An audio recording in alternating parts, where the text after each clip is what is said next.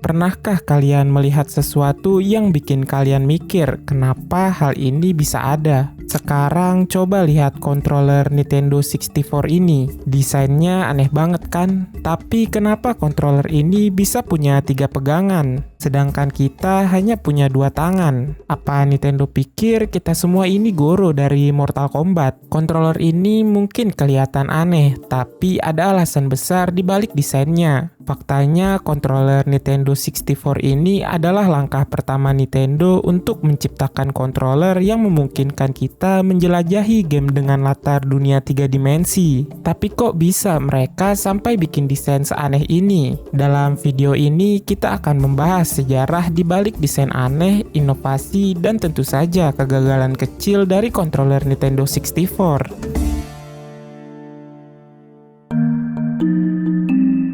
Kalau kita mundur sedikit ke era sebelum Nintendo 64, hampir semua controller konsol hanya punya satu pilihan untuk mengontrol arah, yaitu D-pad. Arah yang bisa dilakukan di pad ini sangat terbatas, hanya ada 8 arah yang bisa dilakukan di pad, yaitu atas, bawah, kiri, kanan, dan diagonal. Dan ini pun sifatnya biner. Contoh, jika kalian menekan tombol, karakter akan berlari, dan jika kalian lepas tombolnya, karakter akan diam. Hal ini membuat karakter di dalam game tidak memiliki tingkat kecepatan. Ini memang cukup untuk game-game 2D seperti Mario Bros dan The Legend of Zelda. Tapi ketika dunia game mulai bertransisi ke 3D, kontrol 8 arah jadi terasa sangat terbatas. Bayangkan kalian mencoba berlari melingkar di dunia 3D dengan D-pad, rasanya akan sangat kaku dan aneh. Disinilah tantangan besar muncul, bagaimana membuat controller yang memungkinkan pemain bergerak bebas dalam 360 derajat dengan cara yang terasa alami dan nyaman. Nintendo tahu bahwa controller standar tidak cukup untuk menghadirkan pengalaman bermain di dunia 3 dimensi. Maka mereka mulai memikirkan cara baru, dan disinilah analog stick lahir. Controller Nintendo 64 dirancang bersamaan dengan salah satu game 3D pertama dan terbesar mereka, Super Mario 64. Tapi tahukah kalian saat 6 bulan pertama pengembangan, Super Mario 64 tidak menggunakan controller Nintendo sama sekali. Tim developer justru memanfaatkan kombinasi keyboard dan joypad Sega yang dimodifikasi. Semuanya dilakukan pada sistem emulasi Nintendo 64 yang berjalan di komputer SGI Indie. Selain analog stick, controller ini juga memperkenalkan tombol kamera atau bisa disebut si buttons yang dirancang khusus untuk membantu pemain menyesuaikan sudut pandang. Kombinasi analog stick dan tombol kamera inilah yang menjadi dasar kontrol dalam Super Mario 64, sebuah game yang secara langsung memengaruhi desain controller ini. Jadi bagaimana stick analog pada controller Nintendo 64 sebenarnya bekerja? Ternyata teknologi di baliknya cukup menarik meskipun sedikit berbeda dari analog stick modern. Di dalam controller ini ada 2 roda kecil, satu untuk gerakan vertikal dan satu untuk gerakan horizontal. Ketika kalian menggerakkan stick ke arah tertentu, roda-roda ini ikut berputar. Di dekat roda-roda ini ada LED kecil yang memancarkan cahaya ke lubang-lubang kecil di roda. Cahaya itu kemudian ditangkap oleh photodiode yang mengukur jumlah cahaya yang masuk. Perubahan jumlah cahaya ini diterjemahkan menjadi posisi stick oleh sistem Nintendo 64. Intinya, setiap gerakan kecil pada stick diukur secara akurat dan dikirim ke game.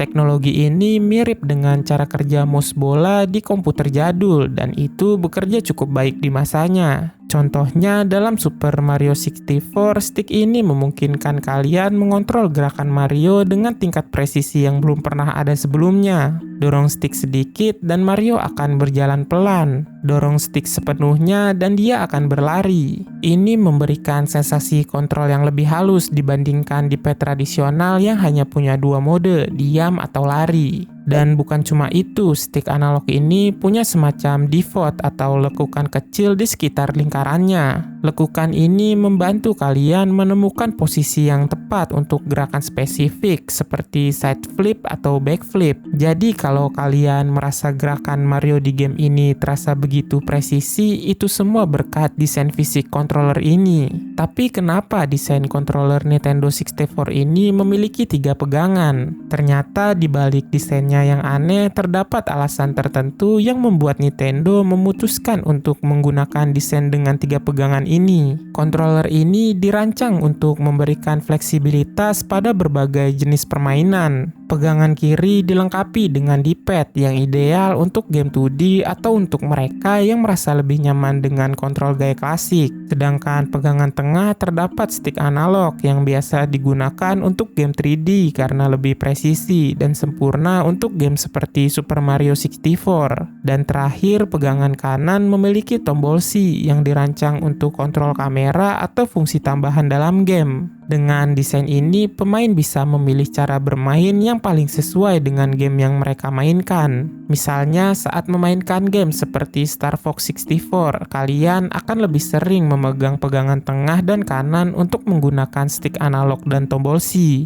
Sedangkan untuk game 2D klasik, D-pad di pegangan kiri menjadi pilihan utama. Tapi tentu saja desain ini juga punya kelemahan besar. Kalian tidak bisa mengakses semua tombol tanpa menggeser tangan. Ini berarti tombol D-pad dan tombol L di pegangan kiri atau kalau di PlayStation L1 menjadi sulit dijangkau jika kalian memegang pegangan tengah untuk menggunakan stick analog. Nintendo sendiri menyadari kekurangan ini. Dalam wawancara tahun 1996, tim R&D mereka menjelaskan bahwa desain 3 pegangan ini sebenarnya dimaksudkan sebagai semacam batu loncatan. Artinya ini adalah cara untuk membantu pemain yang sudah terbiasa dengan D-pad tradisional agar mulai beradaptasi dengan stick analog yang lebih modern. Lalu untuk developer, bagaimana mereka beradaptasi dengan keterbatasan desain controller ini?